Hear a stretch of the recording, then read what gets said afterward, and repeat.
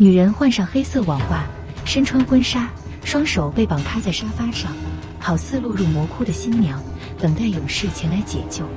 她可不是在拍婚纱照，而是大尺度的私房照。摄影师边拍照边惊叹，女人又纯又玉的长相，加上前凸后翘的火辣身材，因此作品一直深受顾客的喜爱，一张照片售价也价值不菲。今天为大家带来的就是这部悬疑剧情片《愤怒的伦理学》。一个貌美女研究生突然被害，4个迥然不同的男人同时浮出了水面，究竟谁才是真正的凶手？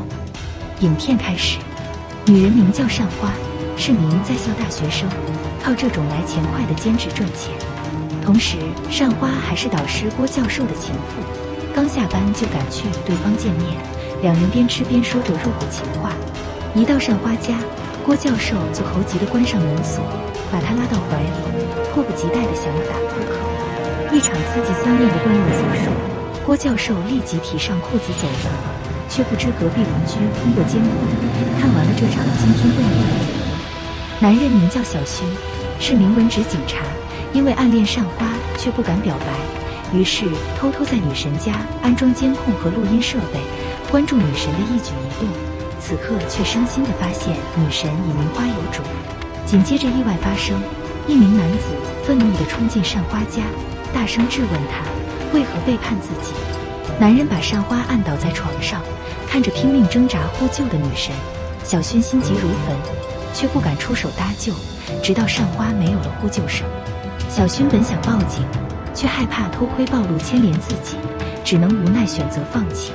独居少女惨死家中，屋外围满了警察。邻居小勋得知善花已经遇害，伤心中夹杂着害怕，担心自己用监控偷窥女孩一事暴露。回到家，小勋立即把善花的照片和录音收好，放进盒子存入天花板。另一边，郭教授在警局接受调查，警方在善花体内发现了她的小蝌蚪。郭教授辩称两人是情侣，昨晚离开时还好好的，何况自己根本没有杀人动机。警方暂时没有新的证据，只能先把他释放了。另一边，一个男人撕开了善花家的封条，失魂落魄地走了进去，坐在沙发上回忆两人的幸福时光。男人名叫阿贤，是善花的男友。伤心的阿贤走入卧室，拿出绳子准备在吊灯上自杀，去陪伴自己的女友。吊灯却因承受不住而脱落，阿贤也意外发现隐藏其中的录音设备。他立即前去音像店询问，得知传说距离只有15米，而这只有善花的邻居才能听到。第二天，阿贤让好友撬开小勋家的门，映入眼帘的竟是善花的性感照片。他愤怒地撕下照片，接着与好友商量如何对付小勋。晚上，小勋回到家，只见屋内被翻得一片狼藉，立刻意识到是凶手所为。为免夜长梦多，小勋偷偷来到善花家，准备拿走所有的监控录音设备。不料善花的表叔老洪突然前来，小勋立即拿出了刀子，二人展开对峙。老洪见他手在不停地抖，意识到小勋是个菜鸟，于是故意分散他的注意力，几下就把小勋打服了。随后小勋交代了自己安装监控录音一事，随后老洪抢走了硬盘和 CD， 打算用其中善花的呻吟声配上他火辣的照片，制成光碟，卖给有特殊癖好的上流人士，以此偿还善花欠自己5000万的高利贷。另一边，阿贤再次潜入小勋家，却发现对方已经昏迷。小勋被叫醒后，说出老洪深夜到善花家一事。阿贤认为肯定是老洪杀死了善花，于是手拿砍刀来到高利贷公司，准备干掉杀害女友的凶手。没想到老洪早有准备，防狼喷雾偷袭加攻击，阿贤直接痛苦倒地，接着毫不留情地朝他身上踢去，瞬间将他制服。另一边，警方发现了杀害善花的凶器，让他窒息而亡的领带正是郭教授的花纹领带。警方立即将郭教授逮捕，而郭教授则向财阀妻子求情，希望他用钱打通关系，让自己无罪释放。可妻子无法原谅他的不忠，郭教授见状立马使用无人机，用脑袋狠狠撞击桌面，希望妻子能够心软。可妻子仍然不为所动，起身决然离去，留下郭教授自生自灭。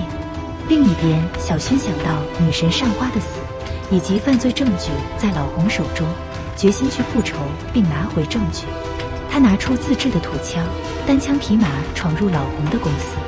面对冰冷的枪口，老洪故作镇定，劝解道：“你还年轻，千万别做违法犯罪的事。”小薰则人狠话不多，一枪就击毙了想偷袭他的保镖，接着对老洪连开2枪，然后慢慢靠近准备补刀，结果被老洪用刀反袭，刺入了他的腹部，顿时鲜血不止，倒在了一旁。